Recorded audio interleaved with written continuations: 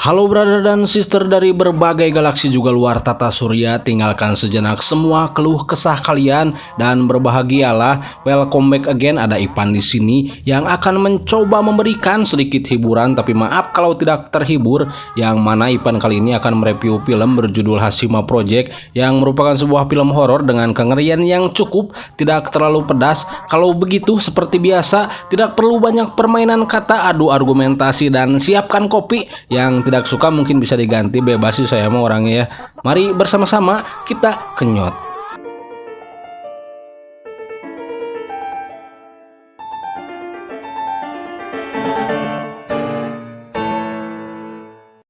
Film dimulai dengan diperlihatkannya sekelompok muda-mudi yang sedang menyusuri ruangan sebuah gedung yang terbengkalai, di mana mereka sedang mendokumentasikan apa yang ada di ruangan tersebut dan menceritakan kisah bahwa di tempat tersebut telah terjadi pembunuhan. สันนิษฐานว่าน่าจะเป็นห้องที่เขา แล้วไงวะ Dan ketika mereka merekam tempat tersebut, mereka dikejutkan dengan munculnya sosok gadis yang secara tiba-tiba muncul di hadapan mereka sehingga membuat mereka ketakutan dan berlari terbirit-birit melarikan diri dari sana. ใช่ปะวะ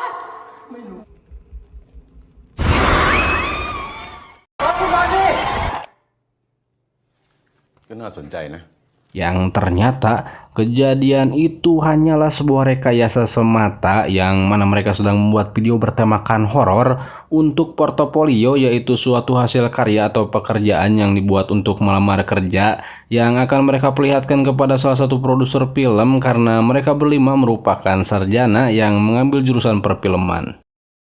Namun oleh karena sang produser tadi menyuruh mereka menunggu, Nick yang sedikit keras kepala dibandingkan yang lainnya dan menganggap itu adalah sebuah penolakan secara halus, kemudian menyuruh Nan yang merupakan pacarnya untuk mengunggah video hasil karya mereka ke YouTube. กูแม่งเลยไอ้เหี้ย Yang ternyata respon yang mereka dapatkan sangat menakjubkan, di mana dalam semalam video yang mereka unggah telah ditonton oleh ribuan pengguna YouTube, dan juga mereka dihubungi oleh sebuah acara bernama Ghostland, sebuah rumah produksi film yang menyajikan konten-konten horor yang sudah terkenal. เฮ้ย พี่ที่รายการ Ghostland เม้นมาว่ะ โทรเองก็ได้มา เนี่ยฮะ Terlihat Nick yang tengah diwawancara kerja dan diterima, namun dengan syarat sebelum menjadi karyawan tetap, ia harus magang selama 2 bulan terlebih dahulu. Sementara Opdok, Nam, dan Mai sedang berada di tempat produser acara Ghostland, di mana sang produser menawari mereka sebuah proyek pembuatan film bernama H Project, yaitu Hashima Project. เหรอครับ Project Hashima Di mana sang produser menyuruh mereka ke sebuah pulau bernama Hashima di prefektur Nagasaki yang berada di negara Jepang untuk membuat film horor di sana, dan juga sang produser meminta agar mereka harus satu tim lengkap. พยายามไปให้ครบทีมนะ Karena diminta oleh sang produser agar mereka dengan tim yang lengkap, mereka pun meminta Nick untuk ikut ke Jepang bersama mereka, di mana awalnya Nick menolak sebab ia sudah mendapat pekerjaan. Namun karena permintaan dari Nam, pacarnya Op, yang diam-diam Nick sukai, ia pun menyetujui ajakan mereka.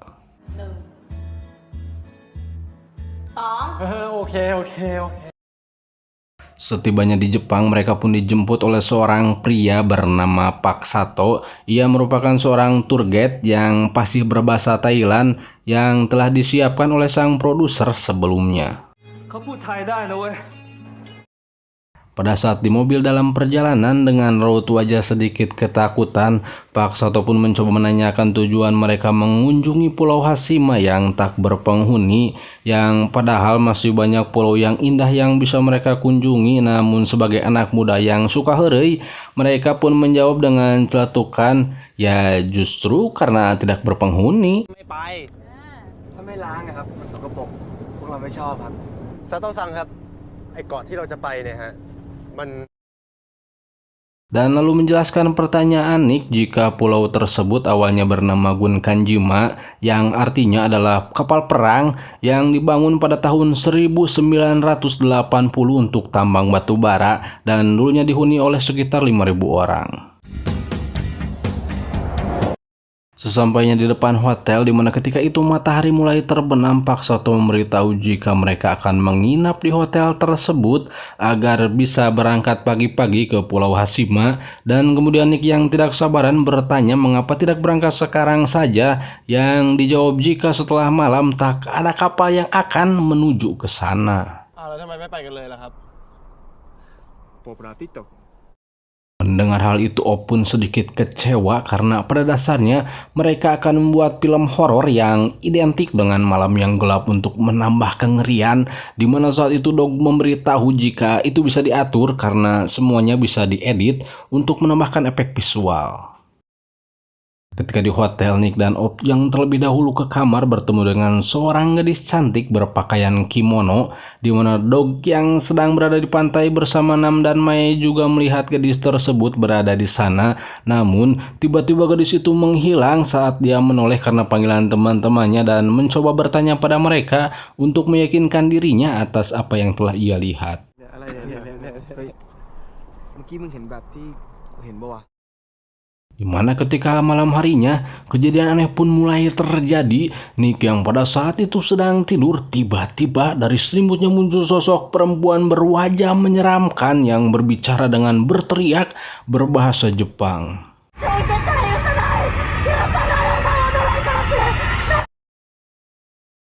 Sementara itu, Op tak sengaja melihat Nick sedang bersama gadis berpakaian kimono yang sebelumnya ia lihat dan menganggap sudah pasti mereka akan melakukan penggebrotan lalu mencoba mengintip mereka. Op yang penasaran pun mencoba mengintip kembali, namun wanita tersebut sudah hilang dari atas tubuh Nick yang tiba-tiba makhluk wanita tersebut muncul di hadapannya dan menakuti Op hingga terjatuh. Di keesokan harinya, Op pun terbangun dan lalu mengecek kameranya untuk melihat hasil video rekaman saat mengintip Nick yang ternyata hasil rekamannya rusak. Pada saat di lobi hotel, Nick dan Op melihat foto dari gadis yang telah dilihatnya kemarin, di mana mereka berdua mencoba meminta Pak Sato untuk menanyakan pada resepsionis hotel tentang sosok gadis di foto tersebut, yang dijelaskan jika gadis itu bernama Nona Miko yang merupakan anak dari pemilik hotel yang mereka tempati. เป็นพ่อของมิโกะซัง ใคร คือใคร ลูกสาวเจ้าของโรงแรมนี้ตายไป Juga diceritakan jika Nona Miko telah meninggal, di mana ketika itu ia mempunyai tunangan yang pergi ke Pulau Hashima namun tak pernah kembali lagi, dan Nona Miko yang mencoba menunggunya pun jatuh sakit dan lalu meninggal. 月までミコさんはここで愛する人を待っていたんだ กลับมาอีกเลยมิโกะซังได้แต่เฝ้ารอจน Singkat waktu mereka pun sampai di Pulau Hashima dan memulai melakukan penelusuran di tempat tersebut, yang kemudian mereka sampai di salah satu gedung dan mulai membuat video di sana. อยู่กันหนาแน่นมากเลย แต่ว่าคนที่ บางกึ่งชินไปเยอะเลยนะครับ Selesai dari tempat itu, mereka pun mencoba naik ke lantai atas, di mana ketika itu Pak Sato mencoba melarang mereka masuk dan menyarankan mengambil gambarnya dari luar saja, yang dijelaskan jika di sana adalah tempat Nona Miko meninggal, akan tetapi mereka tidak menanggapinya. ก็ตึกนี้มิโกะเขาตายดิซาโตะซังเลยกลัวไม่กล้าเข้า Yang kemudian mereka sampai di sebuah ruangan, di mana pada dinding ruangan tersebut penuh dengan tulisan yang diceritakan oleh Pak Sato jika tulisan itu adalah nama-nama dari para penduduk pulau ini yang telah meninggal. Tapi tanpa diduga, Op menuliskan namanya pada dinding tersebut dan mulai merasakan hal aneh seperti asam urat, kesemutan, encok, pegalinu, dan sebagainya, di mana ketika itu ia juga telah dilarang oleh Nam, namun Op beranggapan hal itu hanyalah sebuah lelucon untuk kesenangan semata. นั่นแหละเขียนไว้เถอะเขียนขำ Dan ketika mereka akan melanjutkan penelusurannya, terlihat jalan yang akan dilalui mereka terhalang oleh burung gagak, dan Pak Sato yang semakin ketakutan pun menyarankan kembali untuk mengambil video di luar gedung saja, yang juga kembali tidak dihiraukan oleh mereka. Nampak Senja pun mulai menjemput, namun karena mereka menganggap jika hasil video yang didapatkan kurang memuaskan, mereka pun melanjutkan kembali penelusurannya dan berpencar, yang kemudian Op yang bersama Nick ketika itu mulai mengalami kejadian aneh di mana mereka menemukan sebuah mainan anak-anak yang bila diputar akan berjalan. Op yang mencoba memainkan benda tersebut untuk direkamnya, akan tetapi tidak berjalan. Namun ketika mereka berbalik,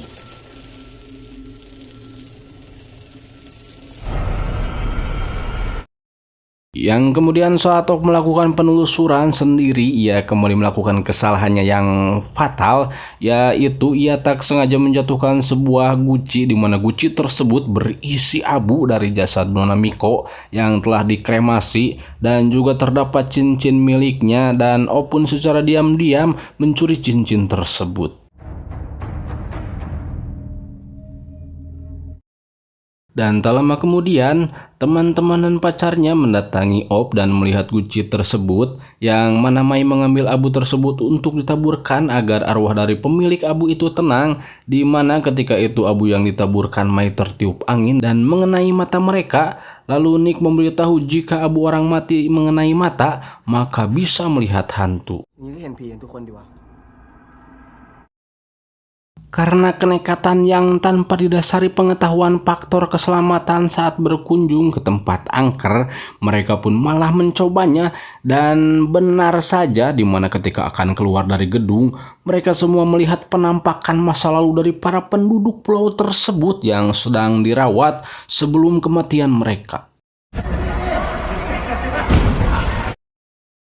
Setelah tersadar, mereka pun dikagetkan dengan gempa yang terjadi, yang membuat mereka mulai berlarian keluar gedung untuk menyelamatkan diri, di mana saat itu Op tak sengaja menjatuhkan kameranya dan akan kembali lagi ke dalam. Namun untungnya telah diambilkan oleh Nick dan akhirnya mereka semua berhasil keluar dengan selamat.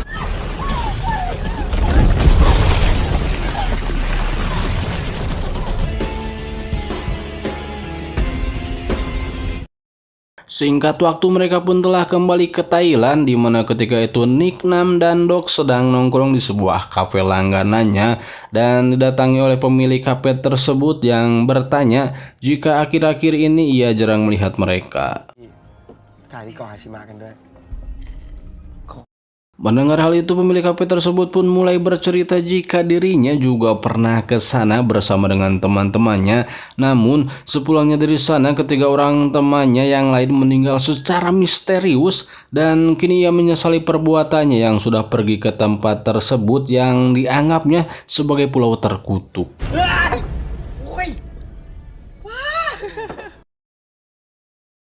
Sementara itu ternyata si Op sedang selingkuh bersama si Mai, di mana ketika mereka selesai melakukan penggebrotan, Op didatangi Joe untuk menagih hutang padanya. Namun karena Op tidak mempunyai uang untuk membayar, ia pun memilih diam dan berpura-pura tidak ada di rumah.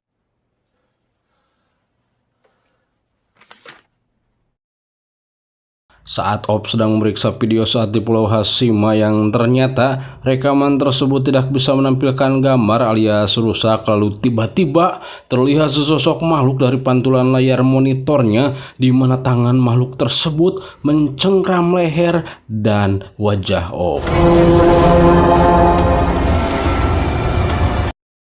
Di keesokan harinya, Op pun memperlihatkan video itu pada Nam, yang kemudian Nam menelpon Nick memberitahunya jika video rekaman dari kamera miliknya rusak.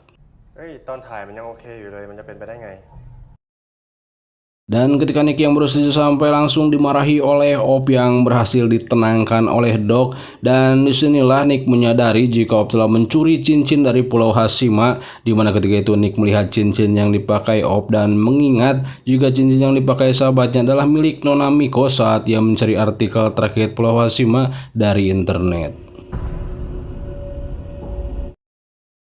Di mana Op yang telah mengambil cincin milik Nona Miko saat berada di Pulau Hashima terus dihantui oleh arwah pemilik cincin itu di dalam mimpinya, yang membuat ia terbangun dari tidur lelapnya. Lalu ia pun mencoba melepaskan cincin keramat yang ia kenakan, Namun, cincin tersebut tidak mau lepas dari jari manisnya, sehingga Op yang dihantui rasa takut dan juga putus asa, nekat untuk memotong jarinya sendiri.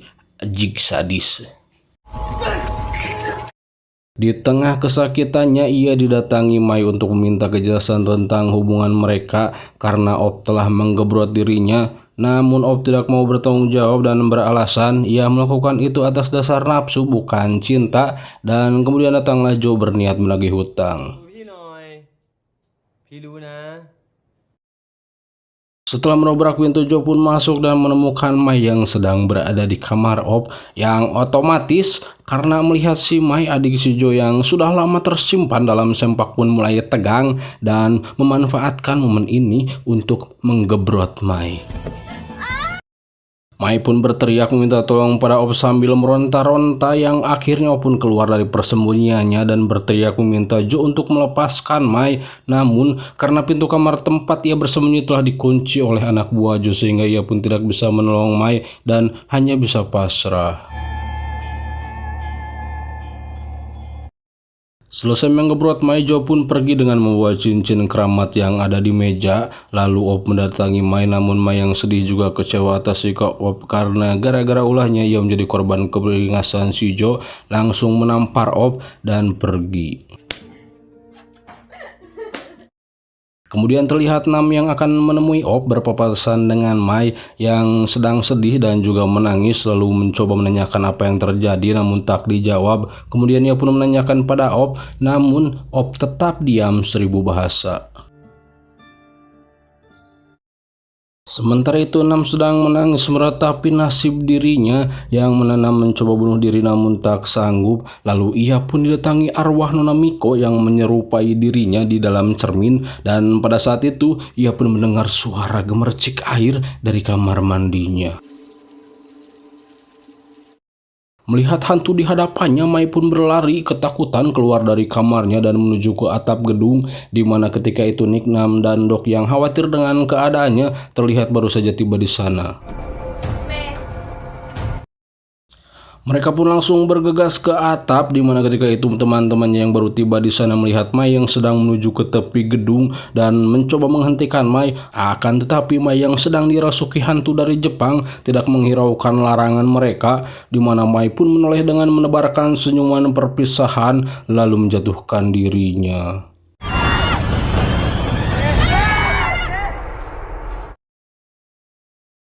Melihat pujaan hatinya tewas di depan matanya dan perasaannya belum sempat tersampaikan, Doc pun menjadi uring-uringan, yang mana ketika sesampainya di rumah, ibunya yang bertanya pada Doc menjadi sasaran emosinya, yang secara tidak puguh-puguh Doc memarahi ibunya dan lalu mengunci diri di dalam kamar sambil menangis bersedih. Saat Doc sedang berada di kamar mandi, tiba-tiba ia digerayangi oleh serangga yang menari-nari di atas tubuhnya, merayap menyusuri leher hingga ke wajah dan memasuki mulutnya, yang kemudian muncullah si hantu Jepang dan membunuh Doc. Setelah kehilangan kedua temannya secara berturut-turut, Nick yang merasa jika ada sesuatu yang janggal yang terjadi pada mereka setelah kepulangannya dari Pulau Hashima, ia dan Nam pun lantas membicarakannya pada Op, yang mana tanggapan Op tentang rentetan musibah yang telah terjadi pada teman-temannya hanya dianggap sebuah kebetulan, dan walaupun yang dikatakan Nick benar, hati dan pikiran Op yang sedang kacau diselimuti rasa bersalah sudah tidak peduli lagi.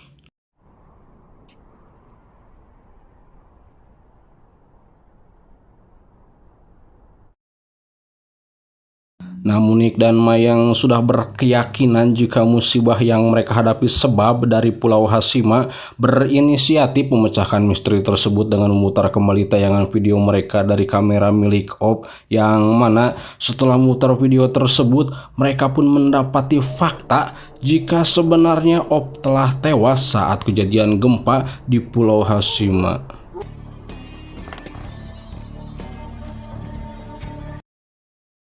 Sementara itu Op sendiri terlihat sedang berada di Pulau Hashima berjalan dengan langkah yang hampa sambil berucap menyesali apa yang telah ia perbuat yang menyebabkan terjadinya musibah yang menimpa pada teman-temannya seraya melontarkan kata-kata umpatan pada hantu pemilik cincin yang ia curi yang padahal yaitu kesalahannya sendiri. Yang kemudian ia pun mendengar deretan suara-suara yang berasal dari dalam gedung lalu mulai menelusuri mencari sumber suara tersebut yang mana sesaat setelah memasuki gedung tersebut ia pun mendapati jasad dirinya telah terbujur kaku dan kini ia pun mengingat bila dirinya memang telah tewas ketika gempa yang terjadi pada waktu itu.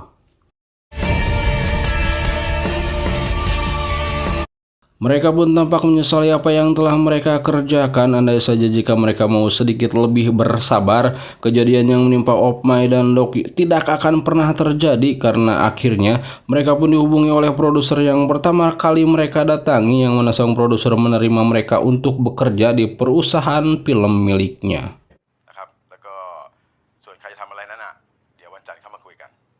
Dan filmnya udahan. Sebuah contoh kisah yang dapat kita ambil pelajaran untuk kebaikan kita dalam berkehidupan nyata, di antaranya dikarenakan ketidaksabaran yang ujungnya mendapatkan musibah. Kalau sudah begini, bagaimana coba? Siapa yang akan bertanggung jawab? Masa iya minta pertanggungjawaban sama hantu yang tak terlihat? Manusia aja yang nampak terkadang suka lepas tanggung jawab dan sulit diminta pertanggungjawaban. #pesan moral. Maka dari itu, kesabaran itu diperlukan seperti jika kita mulai suatu usaha apapun itu, kita harus bersabar, jangan cepat menyerah apalagi berputus asa. Kalau gagal, coba lagi dan coba lagi, karena hidup itu berproses dan ada saatnya kita bisa meraih apa yang kita inginkan. Kalau begitu, sekian dari saya, Ipan, juga beserta editor saya yang saya tidak mau menyebutkan namanya karena faktor kerahasiaan yang harus saya jaga demi uji kelayakan kendaraan dan kentut sapi yang menyebabkan efek rumah kaca. Saya mohon pamit undur diri, mohon maaf apabila ada salah-salah kata ataupun kata-kata yang kurang berkenan. Sampai jumpa kembali pada video selanjutnya. Buah kedondong, buah mangga, ngerujak yuk. Anjir garing gitu eta bodor. Maaf ya teman-teman, saya mau mengelucu tadinya. Cuman anjir mending nggak lucu. Menyesal telah mengatakan hal itu.